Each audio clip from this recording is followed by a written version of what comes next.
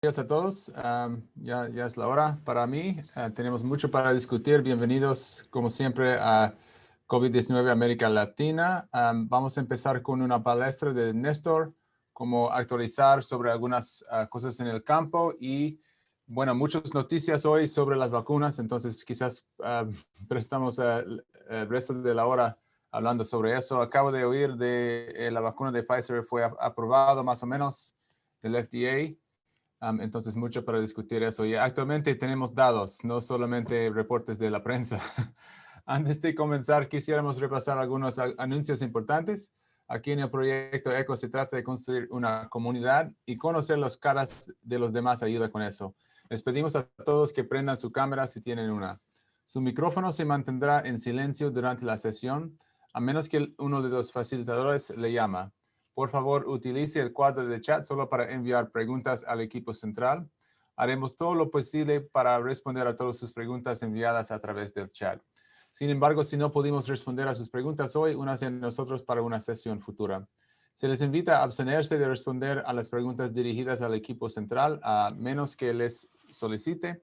Y finalmente, tenemos bibliotecario digital hoy para proporcionar enlaces en los recursos de chat. Entonces, Néstor, para empezar, una palestra. Sí, cómo no, gracias. Sí, creo que tenemos una sesión muy interesante con todos esos datos de vacuna. Yo voy a hablar un poquito de otras cosas y luego entramos de lleno a la discusión de las últimas noticias. Alberto, si me puedes compartir la pantalla. Yo les quiero dar una actualización en algunas otras publicaciones que han salido. De hecho, la otra vacuna que está a punto de ser sometida a la FDA y ser aprobada es la vacuna de Moderna, que también es una vacuna de RNA, y ellos publicaron hace unos días su estudio de durabilidad de la inmunidad. Recuerde que hemos preguntado, bueno, ¿cuánto durarán los anticuerpos de las vacunas? Entonces ellos, como ustedes recuerdan, han hecho estudios fase 1, fase 2, publicaron los resultados del estudio, de sus estudios más tempranos. Ya los pacientes tienen 4 meses de haber sido vacunados. Pásame la siguiente. Y básicamente en esta gráfica que vamos a ver en un segundo se va a ver, este estudio fue publicado, como dije, el 3 de diciembre en el New England Journal, y lo que muestra esta gráfica son el estudio que ellos hicieron inicial con 34 participantes que fueron estratificados. Habían personas jóvenes o adultos relativamente jóvenes, adultos mayores, y lo importante es que demostraron, y este estudio va hasta 119 días. Ustedes ven que en las gráficas aquí, en la parte horizontal están los días, en la parte vertical está el título de anticuerpos, y hay diferentes anticuerpos. Tienen anticuerpos contra lo que se llama el RBD o el Receptor Binding Domain, o el dominio donde se une la proteína Spike al receptor. Tienen también niveles de anticuerpos neutralizantes y otros, y ustedes pueden ver que en general casi todas las curvas, no voy a darles grandes detalles, pero en la mayoría de las curvas los anticuerpos se mantienen hasta esos 4 meses.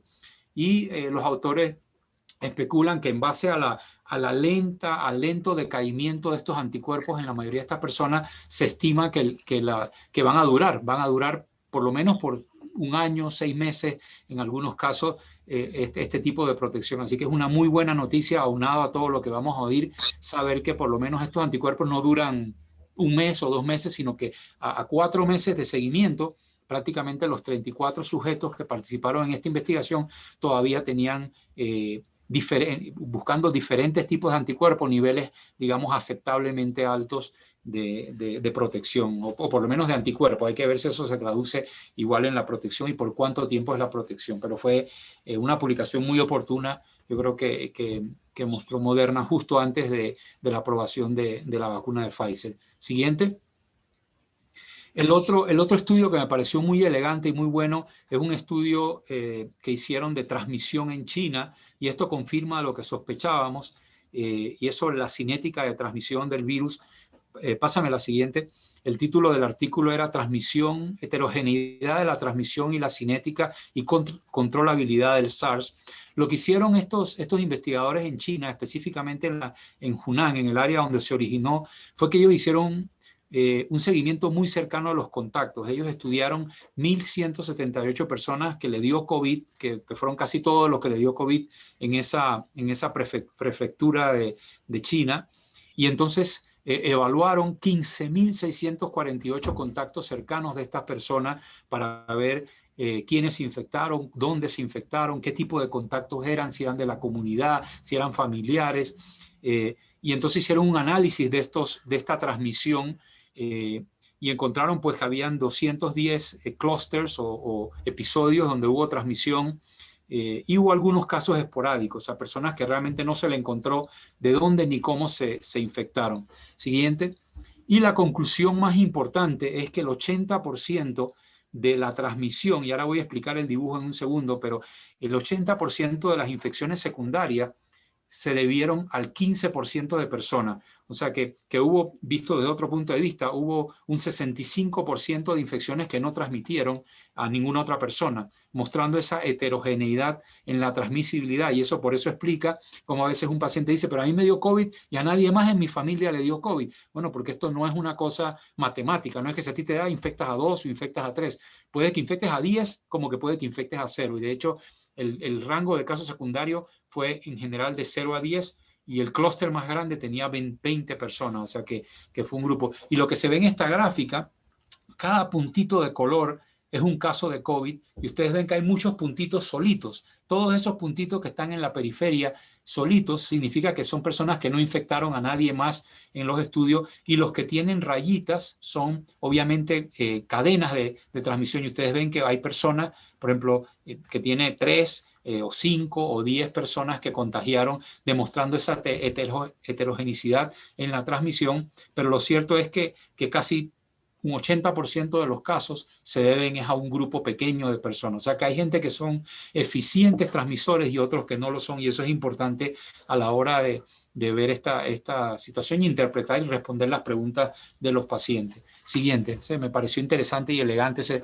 artículo. Lo otro que ellos estudiaron era cuál era el riesgo de contagio dentro de las casas con la familia extendida, con los contactos sociales y con los contactos comunitarios. Y lo hicieron antes y después del lockdown, porque ellos dieron su orden de estar en casa y fue muy estricto, como ustedes saben, en China. Entonces ustedes pueden ver, por ejemplo, que los contactos de casa, los household contacts, que se dice en inglés, antes tenían un riesgo de 2, pero después del lockdown subió a 3.79. O sea que hay mucha más transmisión. Obviamente, cuando todo el mundo está encerrado en la casa, pues se da la transmisión y todos los otros tipos de contagio bajaron después del lockdown. O sea, los contactos con la familia extendida, los contactos sociales y comunitarios. Ustedes ven que antes y después es un poco inferior el después que el antes, porque obviamente la gente dejó de socializar, ¿no? Y eso fue otro punto importante que con estas medidas pues disminuye pues los contactos y disminuye la transmisibilidad. Siguiente. Okay, hay un estudio también, hemos estado siguiendo de hace tiempo diferentes tratamientos. Hay un estudio de vitamina D que fue publicado y este es un estudio de investigadores en la India donde ellos analizaron los niveles de vitamina D en personas que le dio COVID asintomático y personas que tenían COVID severo. O sea, ellos tenían de hecho un hospital donde admitían a la gente solo para aislarlos, que estaban asintomáticos, pero que habían tenido una PCR positiva y obviamente tenían pacientes en cuidados intensivos y lo que hicieron fue que le midieron el nivel de vitamina D tanto a los que les fue bien, los que estaban asintomáticos y le midieron a los que estaban severos. Siguiente. Y básicamente, para resumir el estudio, ellos encontraron que entre los pacientes críticamente enfermos había un porcentaje muy alto de deficiencia de vitamina D, que es lo que se ve en el color anaranjado.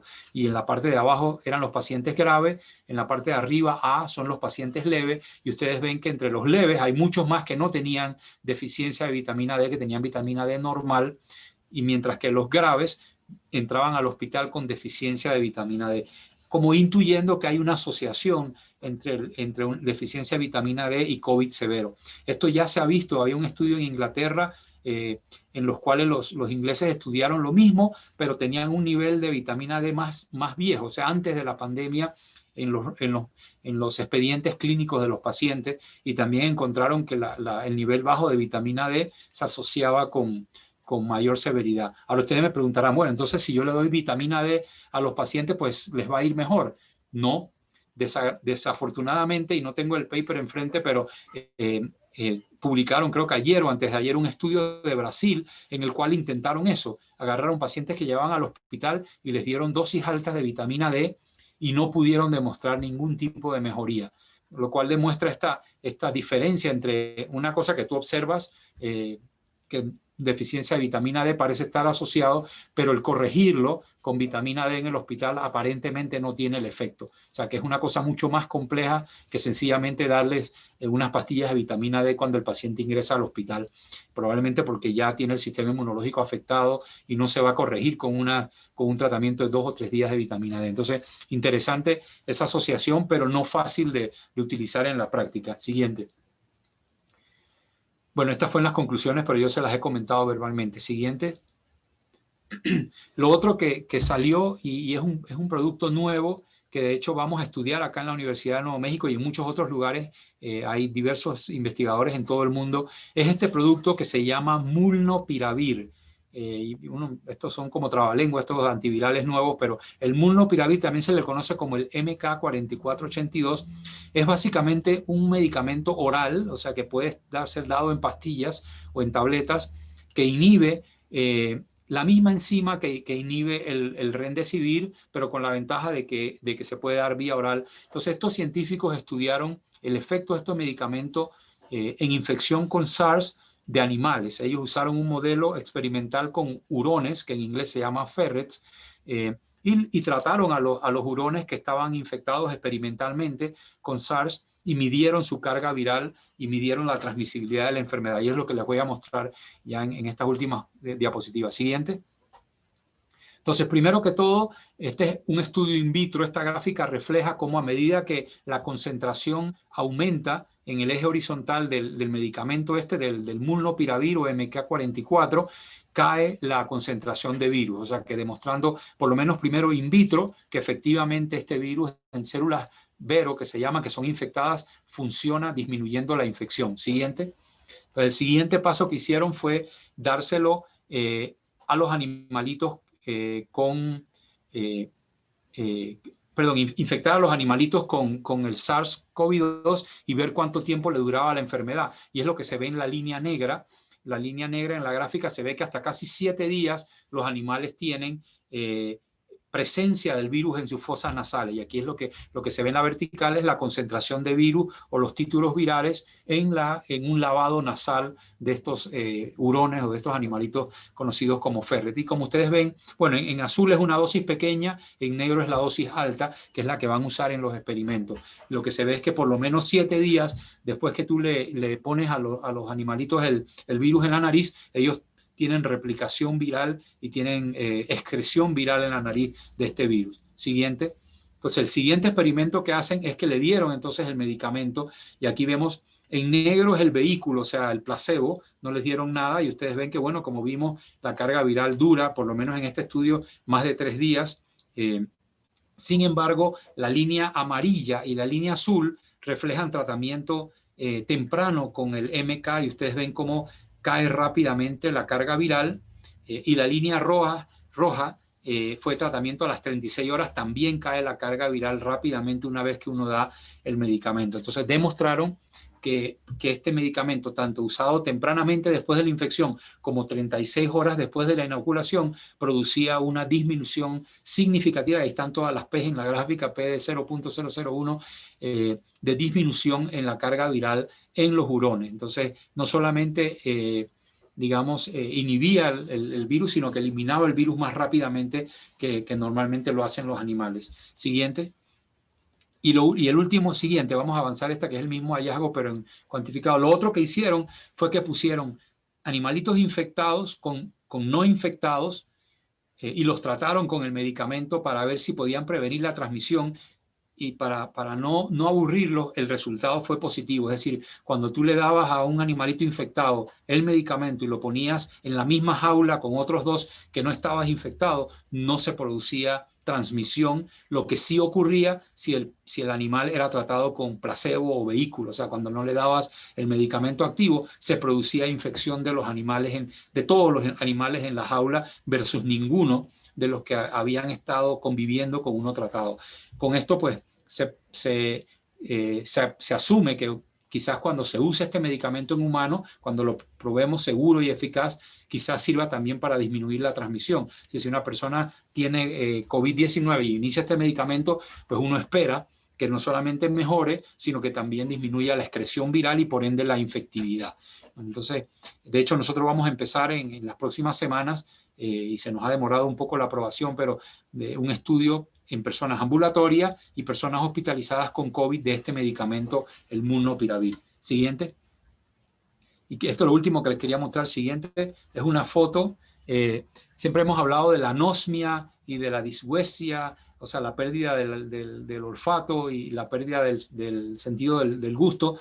Bueno, estos investigadores alemanes hicieron autopsias en 33 personas que obviamente fallecieron de COVID, hicieron microfotografías electrónicas. Lo que estas gráficas están mostrando es una biopsia, una fotografía electrónica de una biopsia de la mucosa nasal, y se puede ver cómo en las células, y ahí se ven las cilias del epitelio respiratorio de la mucosa nasal, se ve como claramente dentro de estas células hay partículas virales, y ellos van, digamos, de la C a la D, a la E, a la F, van aumentando el poder del microscopio, y se ven entonces, en la F se ven los virus con las proyecciones del spike protein exactamente en la superficie del virus, demostrando que hay infección de estas células de la mucosa olfatoria, y probablemente la inflamación y la afección de las neuronas que están allí hace este trastorno de la anosmia. Entonces, me pareció interesante mostrar, porque esto demuestra pues que es algo por infección viral directa, y los efectos de la infección en la mucosa nasal.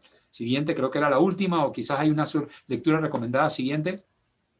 Sí, hay un artículo en Clinical Infectious Diseases en inglés, lamentablemente, pero es un excelente artículo que revisa las lecciones que hemos aprendido con esta pandemia y qué cosas quedan por aprender todavía. Así que recomiendo esta publicación, los que puedan leer el idioma inglés, muy interesante. Y tiene una tabla precisamente de las cosas principales que aprendimos, y otra tabla de las cosas que todavía no sabemos del virus, que son importantes. Creo que esa era la última, ya pueden dejar de compartirla. Gracias. Ok, muchas gracias. Y quizás en los próximos minutos podemos discutir solo las noticias, tratando de hacerlo muy rápido para hacer diapositivas, pero no sé si todos han oído que la vacuna de Pfizer está ya aprobado en Inglaterra, y hoy acabamos de oír que el FDA en los Estados Unidos van a votar de aprobarlo aquí también, y creo que en Canadá también. No sé exactamente en los otros países qué va a ocurrir. Quizás van a usar la aprobación del FDA y no realmente atrasar más con su propia revisión, pero eso es noticias buenas, que vamos a tener vacuna disponible para empezar a mandar. Ahora tenemos otro problema, que es aquí en San Diego. Yo estoy en el comité de la vacuna de COVID-19, y tenemos en fase 1A miles de personas que califican o que necesitan vacuna realmente, y tenemos algunos esquemas que puedo mostrar en un momentito en cómo vamos a decidir quién está primera realmente. Hemos oído que vamos a recibir 28,000 dosis del Pfizer en la próxima semana que viene, y tenemos 100,000 personas que son trabajadores de salud. Entonces ahora tenemos ese problema. Hemos oído que van a mandar otro grupo de vacunas quizás cada 2 o 3 semanas. Entonces sería probablemente enero hasta que yo voy a recibir una de Pfizer. Y tenemos que tomar decisiones muy difíciles de quién va primero. Por ejemplo, aquí en San Diego tenemos regiones más cerca a la frontera, que los hospitales allá en Chula Vista, que están muy cerca de Tijuana, ellos tienen tasas de COVID-19 mucho más elevadas. Entonces, mi recomendación realmente es para empezar con la vacuna en esos hospitales, especialmente los enfermeros, los médicos, pero también, ¿quién más? Quizás las personas que trabajan en la cafetería, quizás las personas que limpian el piso, ellos deben recibir la vacuna también. Es una cuestión de equidad. Entonces, quizás un poquito de discusión sobre esa. No sé si doctor Sosa o él si tiene misma problema en sus áreas también. Sí, yo te puedo comentar acá, igual, ya, de hecho, mi universidad no ha sacado la lista oficial de quién la va a recibir en la primera oleada. Nosotros somos un estado más pequeño, nos van a dar al hospital solamente 3.000 dosis, que eso obviamente tampoco alcanza para todos los empleados del sistema de salud. Y se está discutiendo también la priorización. Creo que primero van a recibirlo las enfermeras y médicos que directamente ven pacientes con COVID, es decir, los que están en las salas de COVID son como la prioridad número uno dentro del hospital. Y obviamente eso incluye a terapistas respiratorios, a la persona que lleva la comida, a la persona que asea, a la enfermera, al médico, al residente, o sea, todos los que estén en contacto directo con COVID y en las salas de COVID, que son básicamente todo el hospital ya. Y entonces, igual los del cuarto de urgencia van a estar en esa prioridad alta y ya luego es muy difícil saber porque no va a alcanzar. Por ejemplo, yo como infectólogo, yo tomo consentimiento de pacientes con COVID todos los días, pero no estoy en la sala de COVID. Entonces no sé realmente si me van a poner en la primera o en la tercera o en la cuarta camada de vacuna. Porque realmente yo no veo todos los días, es decir, no atiendo 12 pacientes, yo atiendo 1 o 2 por día, que son los que participan en los estudios de investigación, pero no estoy todo el día con un paciente de COVID. Entonces hay como esa discusión interna y ya he escuchado de mis compañeros de trabajo que quieren la vacuna, lógicamente, y que quisieran estar en la primera, porque todo el mundo dice, pero yo veo pacientes y yo no sé si tienen COVID, y eso también es verdad. O sea, cuando llega un paciente a la clínica o al cuarto de urgencia, puede tener COVID, porque nosotros no sabemos, especialmente si está asintomático, y lo atendemos por cualquier cosa, por presión alta, porque se dobló el tobillo, pero también puede tener COVID. Entonces, esa es la discusión que tenemos, que es muy difícil con este limitado suplido de vacunas, ¿no? Es el contraste que tenemos. Pero creo que se va a hacer así, ¿no? La gente que obviamente ve COVID todo el tiempo son los primeros y luego ya irán cayendo los siguientes trabajadores de la salud. Elsie, ¿tiene alguna experiencia ya también? Sí, lo mismo. Estamos trabajando aquí con el Departamento de Salud en Connecticut y nos vamos a recibir unas dosis iniciales, las cuales no van a alcanzar para cubrir a esa población que se ha determinado como la primera etapa. Entonces se va a empezar a estratificar y lo mismo se va a nombrar el personal que está en cuidados intensivos, que pasa más tiempo con el paciente de COVID, el personal que está en salas de emergencia, van a ser los primeros que van a recibir estas dosis, y el personal que trabaja en los centros de cuidado, en los asilos, porque ahora hay todavía algo en que no está claro, que aunque esta población de los residentes, o sea, los viejitos que están en los asilos, también califica bajo esa etapa, no se está hablando de que hay más protección al vacunar al personal de salud que a los ancianos, y la razón es porque los ancianos están encerrados, o sea, ellos no están saliendo a la comunidad, y el riesgo más alto está en el personal de salud que sí anda por allá afuera en la comunidad y tiene más riesgo de contagiarse, y al transmitir la infección a los ancianos, pues es donde tenemos la mayor mortalidad. Entonces, se va a tener que hacer unas decisiones duras las primeras semanas. En Connecticut se espera recibir un cargamento semanal, según lo que el gobernador ha dicho, que tiene ya reservado un cargamento semanal, pero no va a alcanzar definitivamente. O sea, las primeras 2-3 semanas se va a tener que tomar esas decisiones en cada uno de los establecimientos donde se lleve la vacuna. Muy bien. Quizás debo compartir mi pantalla para ver solo los números como un ejemplo, que los problemas que probablemente todos los países van a batallar contra esta. Aquí estamos. Bueno, es este esquema que originalmente fue de la Academia Nacional de Salud o de Ciencias en los Estados Unidos. Indica fase 1 con trabajadores de salud y personas con comorbilidades que son muy alto riesgo. También ancianos que están en casas de ancianos aquí. Fase 2, realmente muchas otras personas con otras condiciones médicas. Lo siento que está todo en inglés. También personas que viven en cárcel o que no tiene casa, y otros ancianos que no están incluidos en fase 1. Fase 3 es los jóvenes y otras personas en trabajo esencial. Y fase 4 es todo el resto. Solo para confundir, en mi opinión, el ACIP, que es el comité del CDC, que actualmente da las recomendaciones, combinaron fase 1 y 2. Entonces ahora tenemos solo 3 fases, pero fase 1 tiene 1A, 1B y 1C. Y adentro de fase 1A, que por solamente tenemos alguna dosis para cumplir esta fase, tenemos adentro de fase 1A otros grupos que se llaman tiers, que son grupos adentro de fase 1A. Y para dar una idea de solamente los números de personas que está adentro de tier 1, que está adentro de fase 1A, aquí los números en nuestro condado es básicamente 100,000 personas. Y solo tenemos 28,000 dosis para usar. Entonces, este problema vamos a tener por todas partes del mundo, en mi opinión. Entonces, es muy buena idea empezar con la planificación. No sé si algunos de ustedes tienen alguna experiencia con eso, con sus gobiernos.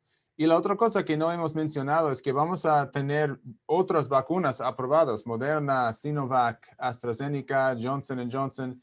Y bueno, como mencionó Néstor antes, no vamos a tener la habilidad de escoger realmente. Vamos a tener solamente la opción de vacunarse o no. y no va a decidir cuál que está disponible. Quizás con algunas excepciones, por ejemplo, si hay, por ejemplo, dados mejores en personas con VIH con alguna vacuna, vamos a usar solamente en esta población. Vamos a ver en la lenguaje que está en el EUA por eso.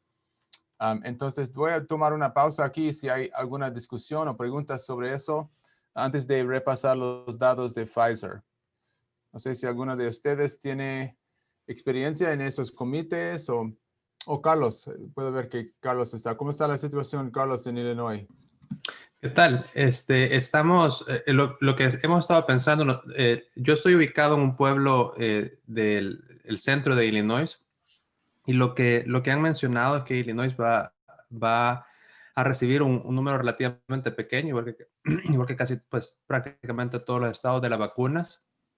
Van inicialmente el plan del IDPH, que es el Departamento de Salud del estado de Illinois, es utilizar a FEMA y afiliarse ellos con centros académicos, hospitales y otros sistemas de salud para poder distribuir las vacunas. Ellos intentan seguir lo mismo como prioridad a los trabajadores de salud. Lo que estaban mencionando es que la vacuna de Pfizer y probablemente la de Moderna, estas vacunas mRNA, muy probablemente se lo van a dar a centros académicos o a sistemas de salud un poco más grandes, especialmente la de Pfizer por la necesidad del ultracongelamiento que tienen. Lo que, como al menos el centro académico que tenemos aquí en el centro y sur de Illinois, que es la Universidad del sureste de Illinois, lo que intenta hacer es a sus trabajadores de salud, los va a mandar como están afiliados con hospitales un poco más grandes, creen que los hospitales van a ser primero en recibir estas vacunas, entonces como están afiliados van a enviar a sus trabajadores de salud al hospital a recibir la vacuna con ellos. Ellos creen que va a ser algo relativamente pequeño. Yo no estoy seguro de las pláticas que tienen acerca de qué trabajadores de salud priorizar, como lo que estaban mencionando ustedes. Por ejemplo, no es lo mismo un trabajador, digamos, que está en cuidados intensivos viendo COVID-19 todos los días, o un trabajador que tiene más de 65 años y comorbilidades versus un trabajador de 26 años, por ejemplo, sin ninguna comorbilidad. Entonces, me imagino que ellos van a estratificar dentro de los trabajadores de salud, pero no he escuchado nada acerca de eso. Son pocos, y lo que creen, a pesar de que es probable que Pfizer y Moderna tengan aprobación, digamos, en serio, una después de la otra, creen que muy probablemente inicialmente la vacuna que más van a tener, o por lo menos en las siguientes semanas y meses, es la vacuna de Pfizer. Sí, pero menciono la cadena fría, realmente es la cadena ultra fría de Pfizer que necesita menos que 70 y de Moderna realmente no necesita eso. Es más o menos una refrigeradora normal para Moderna, mucho más fácil para funcionar. Entonces, las primeras dosis de Pfizer van a llegar en mi condado en solo tres sitios que tiene esos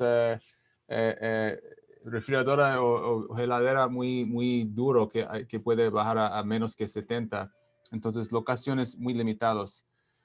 Quizás voy a compartir. Oh, Perdón, sí. es que como que está hablando ya de eso. Déjame compartir esto que Sí. estamos hablando, que aquí tenemos este es un screenshot de una sesión informativa que dio la Academia de Medicina Nacional de Estados Unidos y la Asociación de Salud Pública Nacional. Y tenemos aquí esto vino de de una universidad donde se está trabajando pues la logística de toda la distribución. Entonces nos explicaban aquí que esta Pfizer pues tiene que estar guardada a menos 70. Sin embargo, va a llegar en unas cajas. Esas cajas contienen de entre 1,000 a 5,000 dosis y vienen con el hielo seco. Entonces acaba de haber un cambio que inicialmente pues se dijo en la caja tiene una duración, puede quedarse en la caja por 10 días y luego han extendido esa duración, ya no va a ser solo 10 días, sino que ahora dicen se puede mantener en esa caja por 30 días, pero hay que agregarle hielo seco cada 5 días. Entonces pues ahora hay que prepararse con el hielo seco. Entonces, si cuando ya estas vacunas puedan llegar a sus países, es algo de tomar en consideración, que aunque sí pueden estar esos 30 días, pero tienen que mantenerse en ese hielo seco y estas no tienen que bajar de la temperatura. Y la razón, pues, es porque tienen una partícula que es la que envuelve al mRNA, que no debe subir la temperatura porque entonces la daña y no va a poder tener el proceso bajo el cual esa partícula es la que lo ayuda a entrar en la célula. Entonces, la de Moderna no tiene esa partícula, entonces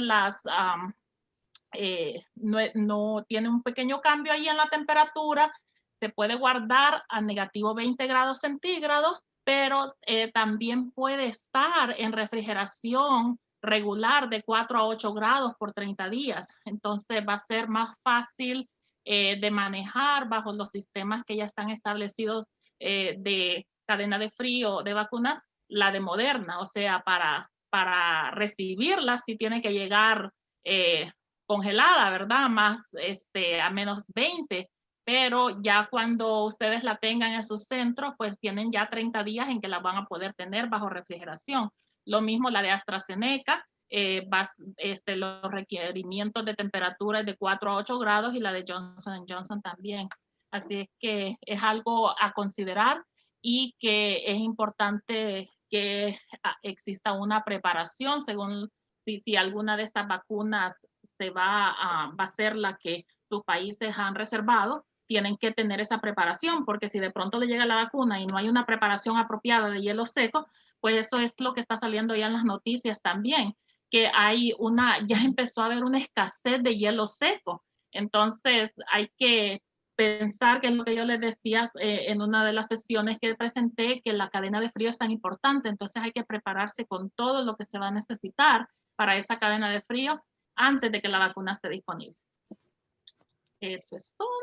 Gracias. Y muy importante para tener guantes también. No quiere tocar hielo seco.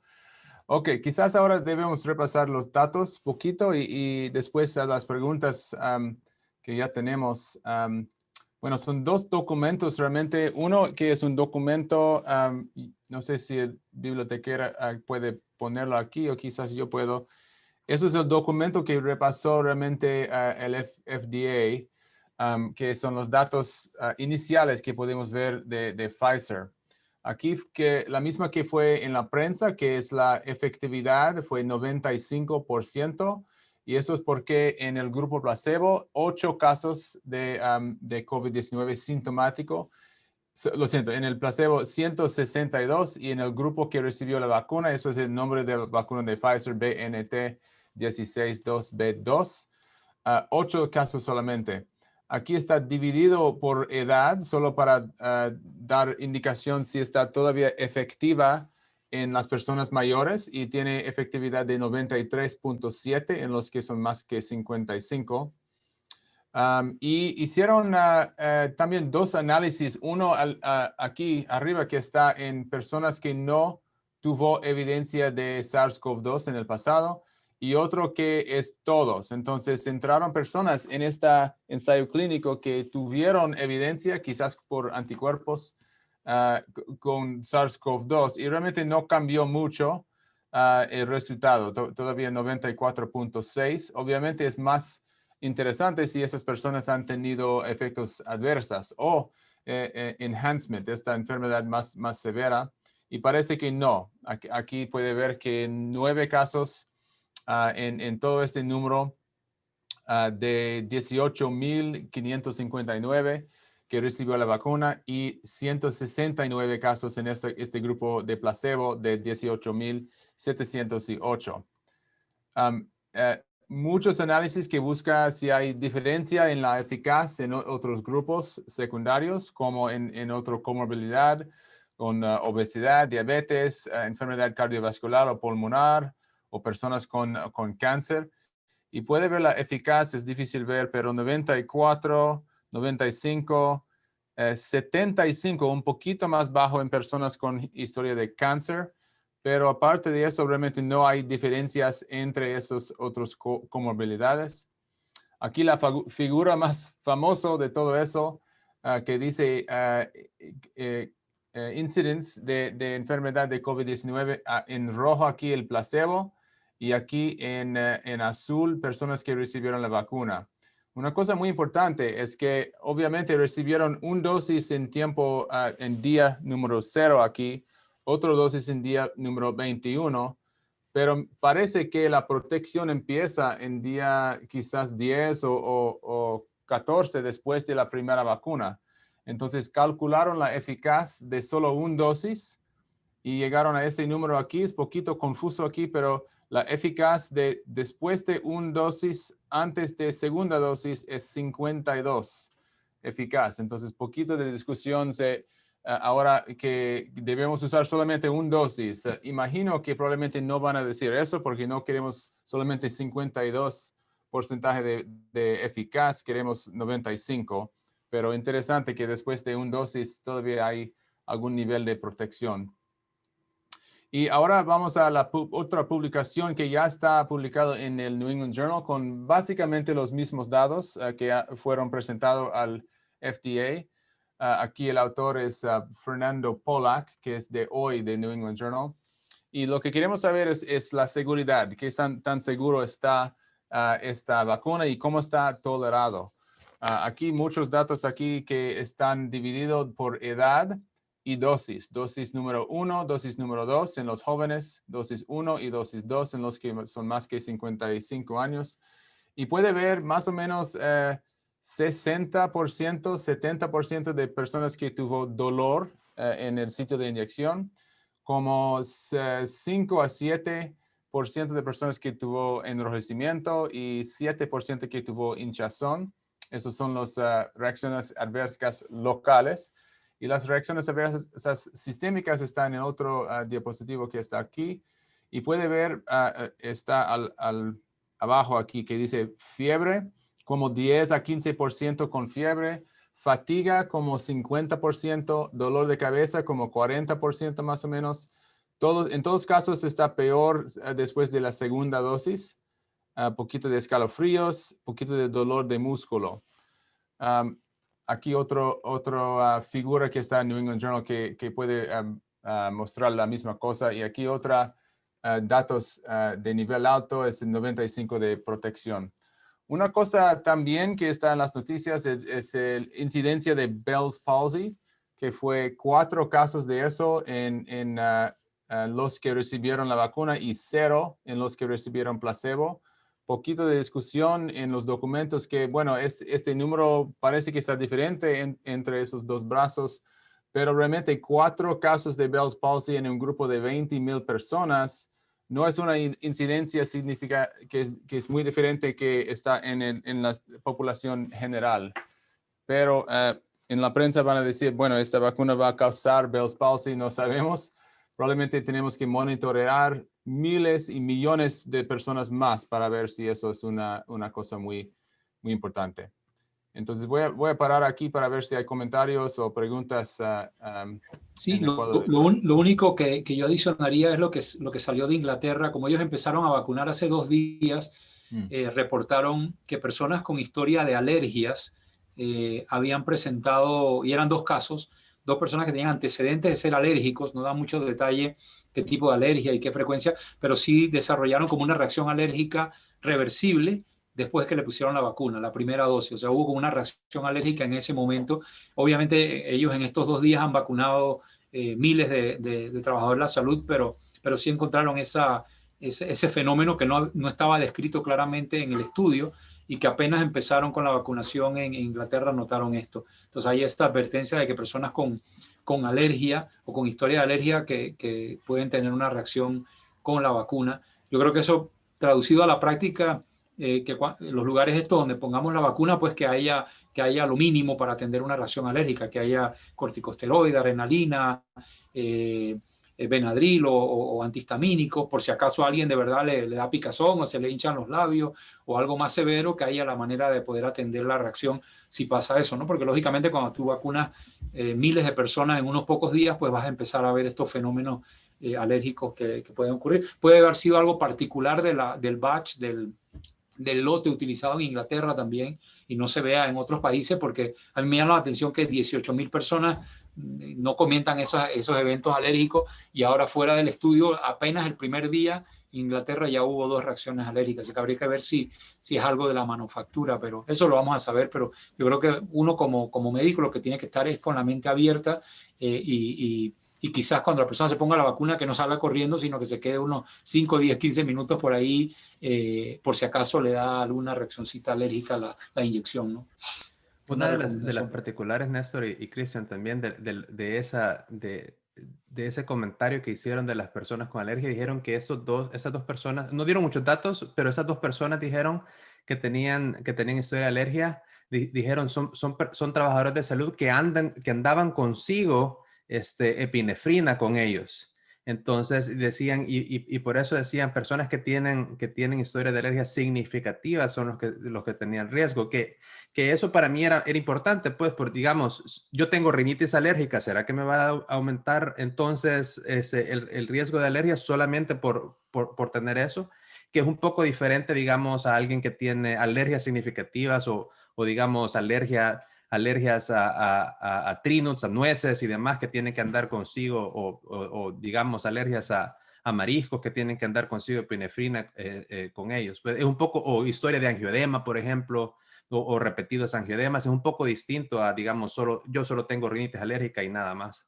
Entonces, eso también me pareció algo particular, el hecho de que estas personas tenían los antecedentes de alergia eran tantos que andaban cargando consigo epinefrina el día de la vacuna y que los tuvieron que tratar, es decir, les tuvieron que hacer algo para esas reacciones alérgicas.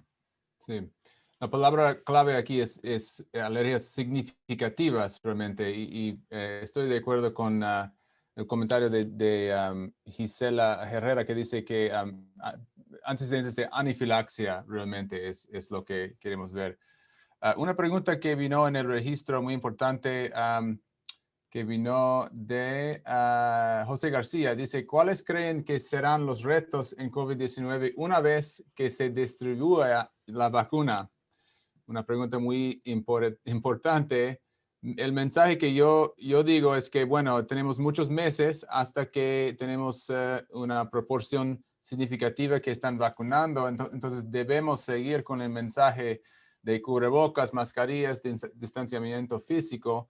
Pero encontré un modelo de casos nuevos. Voy a compartir otra vez. ¿Dónde vamos a estar en el próximo año? Es un modelo como simulación en varias situaciones de vacuna de cada porcentaje cada mes. El azul dice 2%, y así el amarillo es lo mejor, que empieza a 6% de población y sube a 15%. Pero la mejor situación aquí es casos de COVID-19, aquí es el calendario. Mejor situación es que llegamos al fin de casos en julio, próximo año. Vamos a ver si podemos hacer mejor que esto, pero debemos tener un dosis de realidad que realmente no estamos al fin del túnel. En enero tenemos muchos meses más. Pero unas noticias buenas es que otro encuesto que hicieron Pew Research, buscando la proporción de personas en los Estados Unidos que quieren recibir, aquí en azul, en mayo fue 72 que quieren recibir la vacuna, 27 que dicen que probablemente no. Y eso estaba bajando antes de noviembre, y gracias a Dios que ahora el público tiene un poquito más confianza en la vacuna, más confianza en el FDA, más confianza en el proceso, y está empezando a subir a 60. Ahora, imagino que cuando tenemos más personas recibiendo, más personas como el presidente Barack Obama y George Bush que van a recibir en la televisión, en el futuro vamos a tener más confianza en la vacuna. Un comentario de Sandra dice que en México van a quedar 30 minutos en espera de síntomas, y ha leído que fueron pacientes con antecedentes de anafilaxia. Sí, exacto. Un par de comentarios, Cristian, con respecto a la vacunación en general. Primero, bueno, que va a ser un reto porque si vemos la historia de vacunación en los adultos, no ha sido muy exitosa. O sea, yo que estoy bien vinculado con el Colegio Americano de Médicos, y uno de sus objetivos era lograr mejorar la vacunación en adultos. A diferencia de la vacunación en niños, que en muchos países es un gran éxito, la vacunación en adultos siempre ha sido difícil por múltiples razones, porque la verdad que primero los médicos mismos no mandan la vacuna, se les olvida vacunas como por ejemplo el TDAP o la vacuna de neumococo, o ahora más recientemente las vacunas de herpes zóster, que están indicadas en adultos. La gente no lo manda, se le olvida, no tiene como la conciencia de que un adulto también requiere vacunación. Obviamente esto es una situación un poco diferente porque es una pandemia, pero aún así hay un poco más de dudas con respecto a vacunar masivamente. Así que realmente no hay una experiencia tan grande de vacunación masiva de adultos en el mundo, digamos, en la historia reciente. Así que va a ser algo interesante ver cómo evoluciona. Yo creo que al principio, como se le va a poner a grupos prioritarios, la gente va a querer que le pongan la vacuna y nos vamos a quedar cortos. Al final, yo creo que va a ser al revés. Van a quedar las personas que no quieren la vacuna y que ya ven que los casos van cayendo, entonces ya no quieren la vacuna porque dicen, no, ya la epidemia se fue, ¿para qué me voy a exponer? Entonces, es interesante ver la dinámica de lo que va a pasar en salud pública en los próximos 9 meses o 10 meses o un año. Cómo va evolucionando. Lo otro que yo quería comentar es que yo estoy casi seguro que una vez que empiece la vacunación va a subir la aceptación, porque el ser humano es así. Cuando tú ves que cuando es algo desconocido y nunca lo has hecho y no has visto a nadie, todo el mundo tiene dudas. Cuando tú veas miles de personas ya vacunadas y tú ves que tu primo se la puso, tu sobrino se la puso y no le pasó nada, el vecino se la puso y no le pasó nada, Barack Obama se la puso, qué sé yo, deportistas se la pusieron, la gente va a querer empezar a montarse en ese barco, y yo también me la voy a poner, porque sí, hombre, si se la puso esta señora.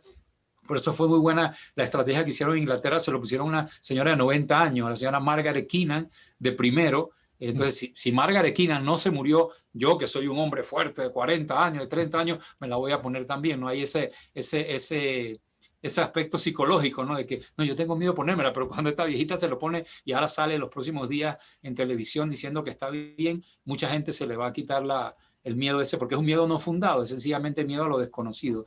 Quería hacer esos comentarios, pero yo creo que eso va a pasar y lo vamos a ver. Sí, bueno, hay mucha discusión sobre el peligro de una vacuna de plataforma nueva como mRNA, y bueno, la manera en que yo explico eso es que bueno, el ser humano tiene billones de copias de mRNA ahora dentro de su de su cuerpo. Y esta mRNA de la vacuna es tan frágil que necesitamos mantener menos 70 grados. Después de entrar su músculo, debe estar allá por horas, quizás en el músculo, quizás en los nódulos linfáticos, y ya se va. Entonces, no es una cosa que puede realmente alterar genéticamente el cuerpo humano. No tenemos mucha experiencia con esto. Hay otras vacunas, pienso que fue un candidato de Zika y un otro que fueron usados en animales. Pero los datos, bueno, los datos tenemos casi 20,000 personas que han estado sin realmente efectos grandes. Obviamente tenemos que seguir con más tiempo para ver si hay otra cosa. Otra pregunta que vino de Wilfredo Quesada, y puedo ver que Wilfredo está aquí. Quizás Wilfredo de Perú puede hacer su pregunta verbalmente. Dice que es una pregunta, ¿estamos controlando la pandemia solo con medidas de protección? ¿Está refiriendo a Perú solamente o otros lugares? Sí, hasta el momento sí, se ha estabilizado, ¿no? Esta epidemia en el Perú. Estamos en un promedio de muertes, por ejemplo, entre 50, ¿no? Antes teníamos más de 200 al día. Eso se ha estabilizado, al igual que las infecciones, ¿no? Se han estabilizado ya por más de 3 semanas. Entonces estamos yendo bien en ese sentido con las barreras de protección que estamos haciendo, ¿no? Sobre todo el uso de mascarilla, ¿no? Que es importante. Sí, y actualmente Néstor comentó sobre eso. En Perú las tasas de infección fueron tan elevadas que realmente es una cosa posible de hablar de inmunidad de rebaño de la comunidad, ¿verdad, Néstor? Sí, correcto. Hay varios países, lastimosamente, de los 10 países más afectados por millón de habitantes, hay 7 u 8 de América Latina y algunos tienen niveles de seroprevalencia de 50%, 60%, que es muy cercano al número ese que se habla de 75, 80% para la inmunidad de rebaño. Entonces, es posible que en algunos de nuestros países, obviamente con las medidas de salud pública, la epidemia baje antes incluso que llegue la vacuna, porque le ha dado a muchísima gente, y aparte de que la gente pues también, mal que bien, siguen las recomendaciones. De esa combinación de medidas de salud pública con inmunidad de rebaño involuntaria, porque realmente en nuestros países realmente nadie quiso hacer ese experimento como Suecia, pero ha ocurrido porque ha ocurrido. Es posible que haya una caída progresiva de la pandemia, incluso antes que se logre la inmunidad por la vacuna, porque sencillamente le ha dado un porcentaje suficiente de personas. Obviamente yo no estoy recomendando la inmunidad de rebaño, pero es una realidad que algunos países tienen ese porcentaje tan alto. México se estima 50%, Panamá probablemente arriba de 25, 30%, Perú, la cifra que yo vi en un estudio de los alemanes, un estudio que hicieron, estaba en 62%. Hay lugares en Brasil, no en todo Brasil, pero lugares en Brasil, en la Amazonía, que 68, 70% de las personas ya les había dado. O sea, que puede que haya lugares donde sencillamente hay un pueblo, creo que en Suiza, un pueblo de esos de esquí, que tuvo un brote enorme en abril, también llegaron a 60 y tantos %. O sea, que hay lugares en la Tierra donde la mayoría de sus habitantes ya les dio y sencillamente no quedan susceptibles en esas pequeñas regiones geográficas, ¿no? Muy bien, y disculpa que estamos enfocando totalmente en Pfizer, porque hay muchas otras vacunas. Y una pregunta de Susana Rosas. No sé si tiene micrófono, Susana.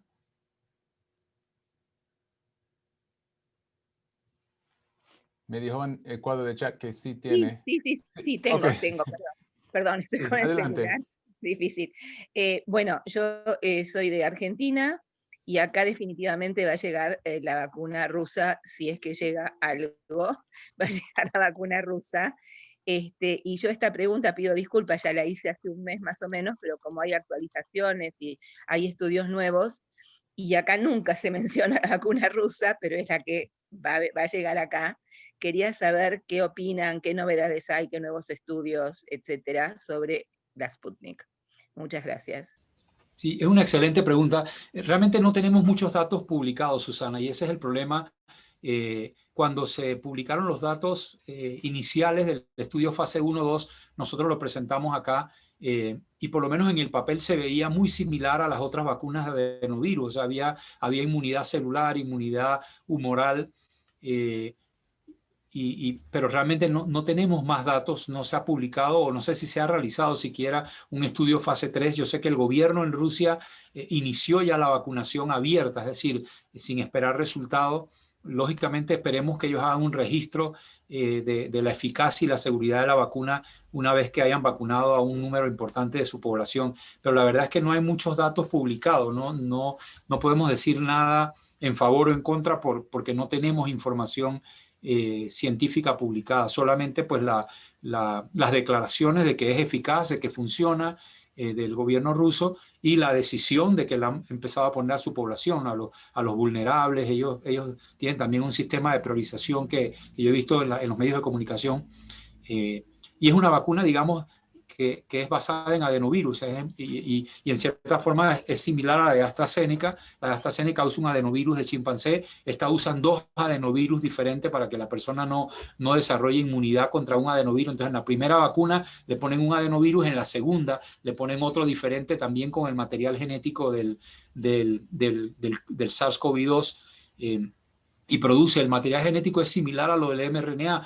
va a producir proteína de spike y la persona desarrolla entonces una reacción inmunológica contra la proteína de spike, o sea que al final puede tener una protección similar, pero no han publicado los resultados, así que no podemos como afinar ahí el pincel sobre qué eficacia va a tener y qué seguridad va a tener. Perdón, pues una cosa breve.